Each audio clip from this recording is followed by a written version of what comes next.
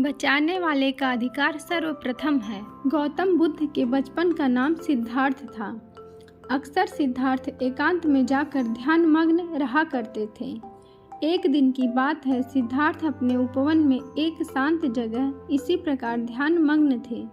तभी एक घायल हंस उनके सामने आ गिरा, जिससे उनका ध्यान भंग हो गया। जब उन्होंने अपनी आंखें खोली तो देखा कि सामने एक सफ़ेद हंस तीर के वार से बुरी तरह घायल पड़ा तड़प रहा है। उसे देखते ही सिद्धार्थ का मन द्रवित हो उठा और उन्होंने उसे तुरंत उठा लिया। धीरे धीरे वे हंस को सहलाने लगे और फिर पास के सरोवर में जाकर उसका घाव धोकर उसके शरीर से धीरे से तीर को निकाला। तीर निकालते ही वह दर्द से तड़प उठा। तब सिद्धार्थ उसे धीरे से सहलाते हैं और उसके घाव पर पट्टी बांध देते हैं। उसी समय एक ओर से कुछ शोर होता है और उधर से उनका चचेरा भाई देवदत्त आता हुआ दिखाई देता है। सिद्धार्थ के हाथ में वह हंस देखकर बहुत खुश होता है और हंस लेने के लिए सिद्धार्थ के पास दौड़कर आ धमकता है।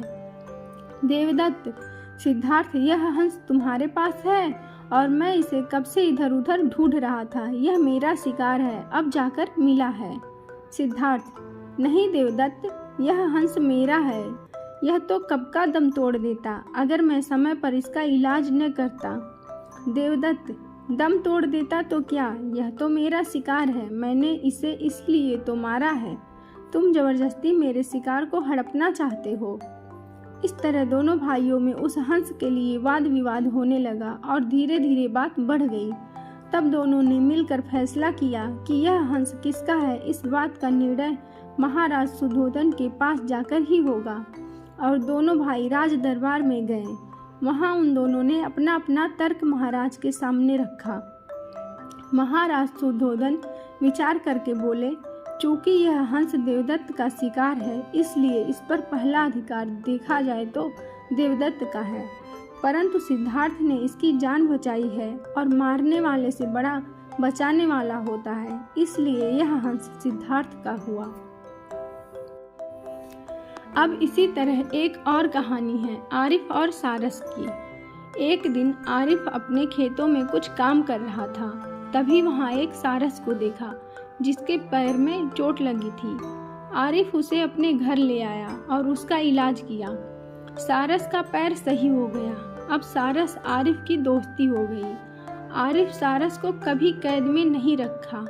आरिफ खेतों में जाता या कहीं भी सड़क पे घूमने जाता तो सारस भी उसके साथ जाता। इस समय अगर सारस उड़ के आरिफ से दूर जाना चाहता तो जा सकता था, लेकिन सारस आरिफ से बहुत प्यार करने लगा था, इसलिए सारस कहीं नहीं जाता है।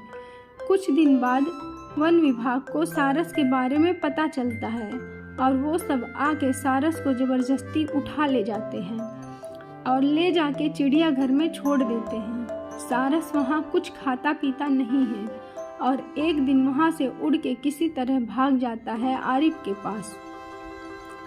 लेकिन वो आरिफ से कुछ दूर ही रहता है कि कुछ लोग उसे पकड़ लेते हैं और फिर वन विभाग को सौंप देते हैं। उसके बाद वन विभाग वाले आरिफ को नोटिस भेज देते हैं। दोस्तों, क्या किसी पक्षी को बचाना गुनाह है? अब इस हिसाब से तो कोई किसी पक्षी को बचाएगा ही नहीं।